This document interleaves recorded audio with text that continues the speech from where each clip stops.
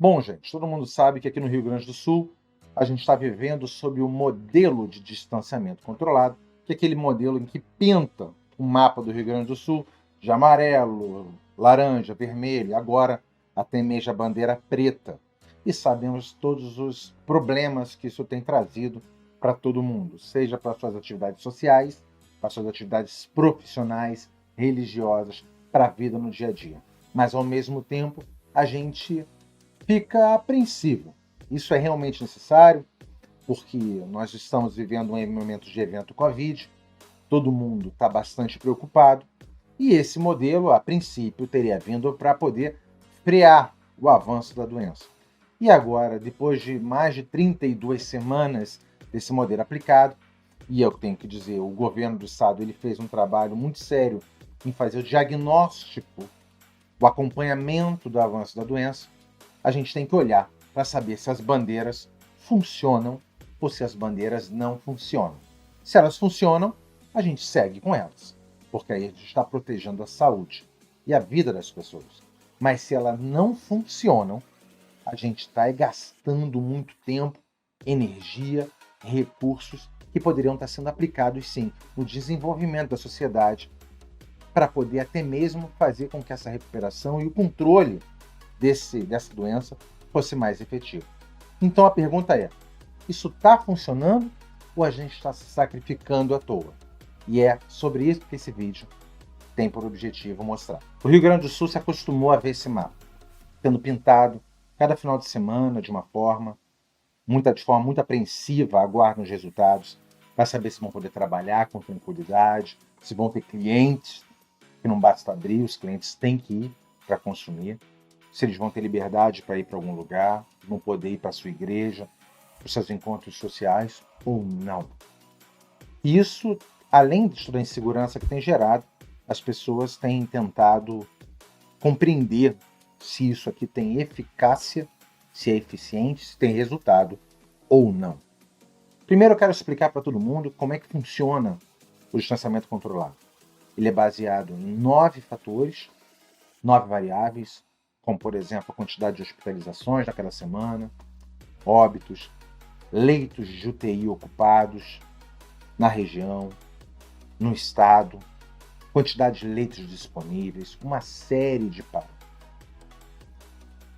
Alguns deles dizem respeito à velocidade, propagação e estágio da doença, e outros dizem respeito à capacidade do estado de absorver essas doenças. Isso dá um cálculo, dá uma equação que gera essas bandeiras. E depois geram-se as restrições que a gente está vendo, e essas restrições têm por objetivo diminuir a propagação da doença. A pergunta que a gente quer fazer é: efetivamente, há a diminuição da propagação da doença quando eu coloco uma bandeira vermelha, uma bandeira laranja, uma bandeira vermelha, e agora até a bandeira preta? Isso acontece quando eu boto uma bandeira vermelha, os casos diminuem? Quando eu boto uma bandeira amarela, os casos aumentam? E é isso que eu quero mostrar e vamos estudar. Esse aqui é o mapa de calor. Esse mapa de calor a gente consegue ver com clareza em cada semana qual bandeira foi aplicada em qual região. Em Santa Maria, em Uruguaiana, em Novo Hamburgo, Canoas. Essas são as regiões em que foram desenhado aquele mapa que a gente está acostumado a ver colorido. E em cada semana houve uma coloração da bandeira diferente. Aqui a gente consegue ver. Por exemplo, dia 23 de julho, em Uruguaiana, era bandeira vermelha. Já na mesma semana, em Pelotas, era bandeira laranja. No dia 8 de maio, em Taquara, era bandeira amarela. E assim por diante. Se a gente dividir esse mapa de calor, a gente consegue ver onde havia bandeira amarela, onde havia bandeira laranja e quando havia bandeira laranja, e onde havia bandeira vermelha e quando havia. Então a gente consegue verificar o desenho desses 3 mapas com tranquilidade se nós separarmos desta forma. E agora resta a gente saber se, quando tinha bandeira amarela, aumentava ou diminuía os casos? Quando tinha bandeira laranja, aumentava ou diminuía? Quer dizer, a bandeira laranja conseguia ou não frear os casos. E a bandeira vermelha? Quando está todo mundo saindo menos, mais dentro de casa, isso consegue efetivamente impedir o contágio da doença? Vamos ver isso com os dados. E é importante que eu diga que esses dados são os dados oficiais coletados pelo governo do estado, estão disponíveis no site do próprio governo. Vamos ver primeiro o comportamento da bandeira amarela. Vocês lembram que esse é o desenho da bandeira amarela. Agora comparem com o desenho aqui. Ele é o mesmo desenho, só que agora ele tem outras cores. Porque quando está verde, quer dizer que diminuíram os casos. E quando está vermelho, os casos aumentaram. Você vê que aqui nós temos mais casos rosa, mais casos vermelhos e um pouco menos de verde. Aqui nós temos uma divisão, novamente na bandeira amarela, algumas vezes aumenta, algumas vezes diminui. Algumas vezes aumenta, diminui. Aqui aumenta mais vezes do que diminui. E aqui, às vezes, aumenta, às vezes diminui. Primeira pergunta que a gente vê é, na bandeira amarela, na primeira semana após uma bandeira amarela, às vezes os casos aumentam e às vezes diminuem. E agora, como é que fica isso em relação à bandeira laranja? Olha a bandeira laranja. E muitas vezes ele aumenta, em outras vezes diminui. E a gente começa a perceber, olha aqui, a quantidade de síndrome respiratória aguda grave. Esses são os parâmetros que são utilizados para se definir as bandeiras. Algumas vezes na bandeira laranja piora, outras vezes melhora. A mesma coisa acontece com leitos clínicos, com UTIs Covid, casos ativos, óbitos projetados. Isso tudo vai indicando uma aleatoriedade. E a pergunta que tu vai me fazer é, e na bandeira vermelha, Eric? Será que não tem uma melhora dos casos? Não. Como vocês podem ver, o desenho da bandeira vermelha continua tendo, às vezes, uma melhora, às vezes, uma piora. Às vezes, o verde quer dizer que na semana seguinte teve menos casos e na semana seguinte pode ter tido mais casos. E a gente começa a mostrar que as bandeiras não têm relação direta com a melhora ou a piora dos casos. E o que nos deixa muito apreensivo é porque existe uma série de restrições sendo aplicadas e a gente começa a perceber que aqui, que a bandeira laranja às vezes melhora, às vezes piora, da mesma forma que a bandeira vermelha. Às vezes melhora, às vezes piora.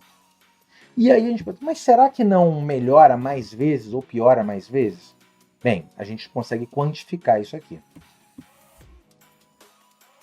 No primeira variável, nos hospitalizações confirmadas de Covid, nós temos um melhor desempenho da bandeira vermelha. É verdade, olha aqui. 54% das vezes que tinha a bandeira vermelha, as hospitalizações diminuíram mais do que nas outras bandeiras. Mas, no caso da síndrome respiratória aguda grave, a melhora da bandeira vermelha é inferior à bandeira laranja. A bandeira laranja é melhor. Inclusive, a bandeira amarela é ainda melhor. No caso de leitos clínicos, a bandeira vermelha e a bandeira laranja têm o mesmo resultado e são inferiores da bandeira amarela. A gente estava tendo medo de que a nossa cidade, que a nossa região estivesse na bandeira vermelha, achando que a gente ia ficar em casa e que isso ia segurar a contaminação do Covid. E a gente está vendo que mesmo com uma bandeira vermelha, o avanço da doença se dá de forma muito natural.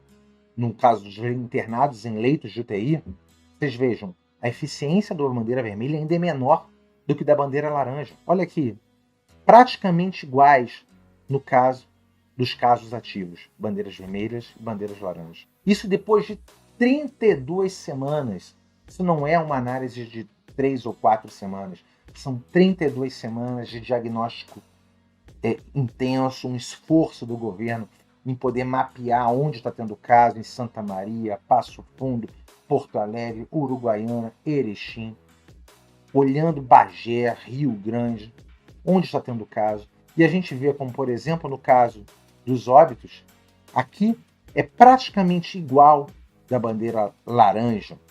Então a gente precisa perceber que nos casos ativos é a mesma coisa que da laranja.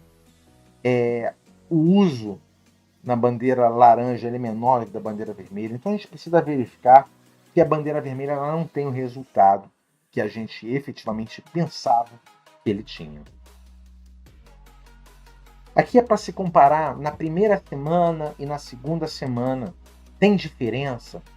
De repente você aplica uma bandeira e o efeito vem 2 semanas depois.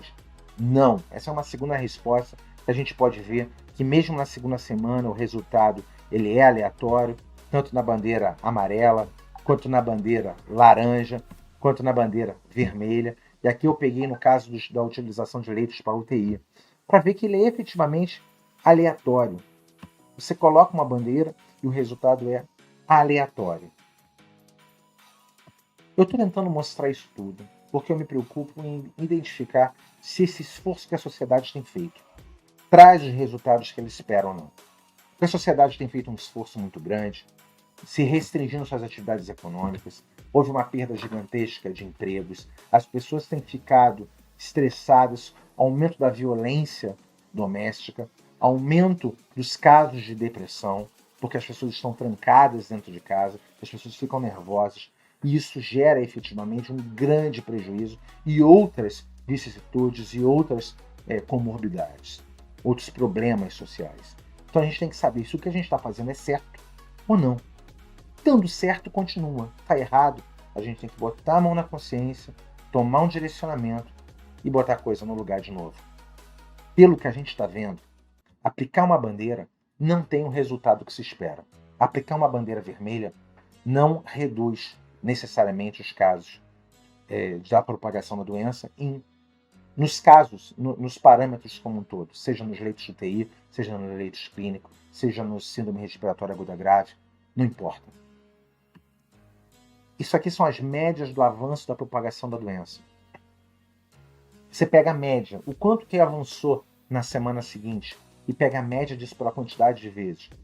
A gente vai ver que na primeira semana, é verdade, a bandeira vermelha tem um baita resultado nas hospitalizações de Covid. Na DISRAG, que é a síndrome respiratória aguda grave, ela não tem esse resultado. Na verdade, ela é bem pior. Talvez seja porque as pessoas ficam muito em casa, trancadas. Não sei, eu não sou da área, mas eu estou analisando cientificamente, matematicamente, os dados oficiais do governo.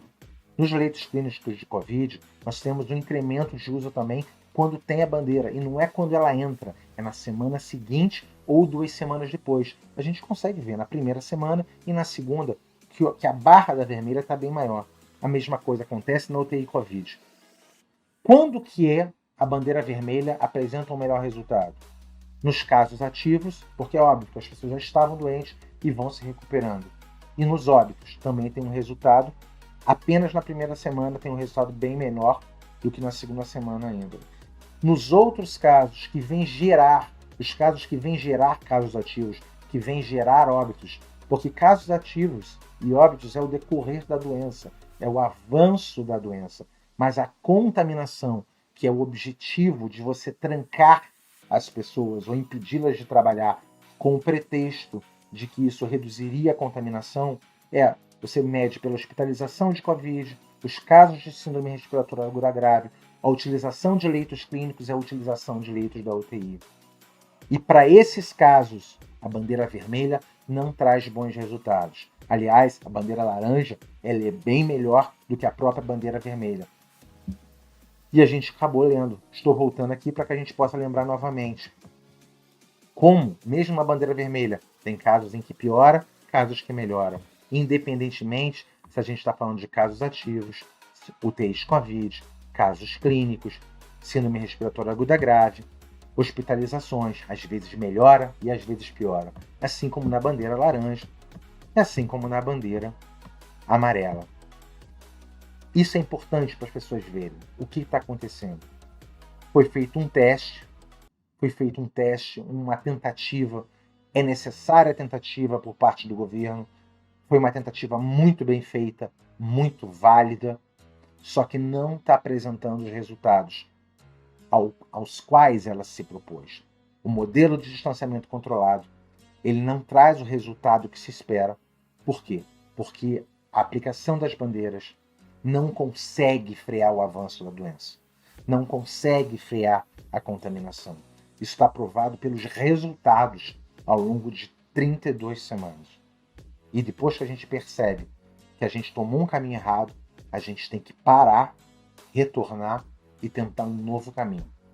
Parece que o modelo das bandeiras de trancar as pessoas em casa, de impedi-las de trabalhar, esse modelo não funcionou.